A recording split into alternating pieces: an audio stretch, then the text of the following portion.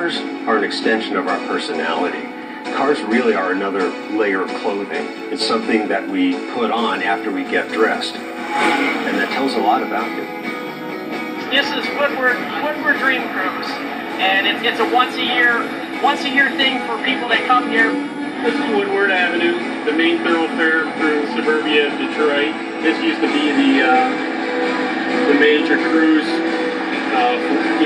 hangout area for all the teenage kids back in the 50s, 60s. And I don't know if it was about the cars more than it was just getting out there and just meeting people and having a good time, living life, enjoying yourself.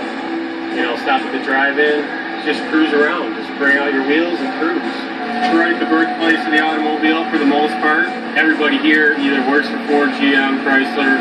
If you don't know how to work on your vehicle, you know, people look at you really kind of sideways. I bought this car 12 years ago. It only took about 20 years to acquire it.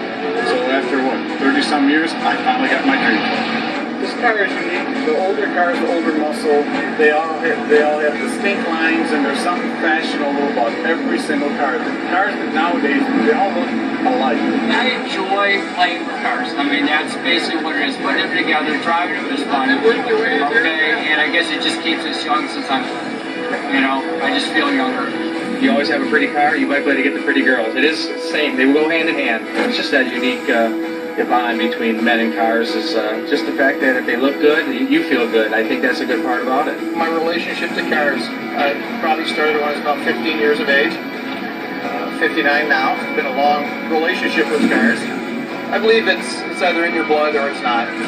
You either design them, or you work on them, or you race them. But it is in your blood. The relationship is quite close. In the early 50s and even into the late 60s, you could buy a car to fit your personality. This car, my dad owned one in 1961, the first one I had ever seen, and I'd never seen anything as beautiful. When I bought this car, it was something that I wanted to show my dad, part of his history and a part of mine. And so after the restoration was completed, I presented it to my dad, and he had very limited eyesight, but he was able to recognize what had taken place, and I'd never seen a smile on his face as big as it was that day. And we went for a ride.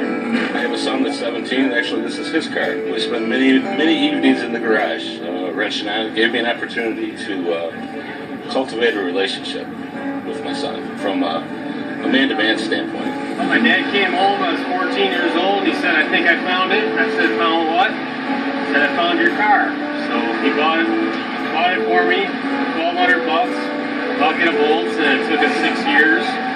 And my dad decided it would be a good project just to spend some time together. And you have your ups and downs. Things don't go right. You have some big time setbacks, but you look back on it, and I never saw the car. Just the time you spend with your dad and stuff.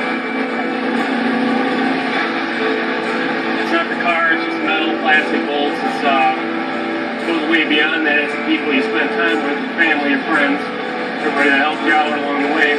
For somebody to have actually had a hand in building the car, that gives them a special connection, a connection that most people just would not have.